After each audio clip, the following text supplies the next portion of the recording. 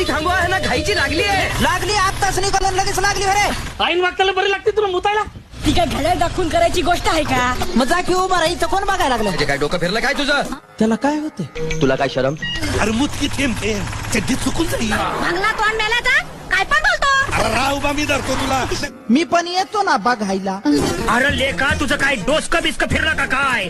त्याला काय होते? अरे हा बाबा काय बोलतो तेच कळत नाहीये. मला पण नको नको नको. नाही, मला पण यायचं. No no no no, it's impossible. Why isn't it possible?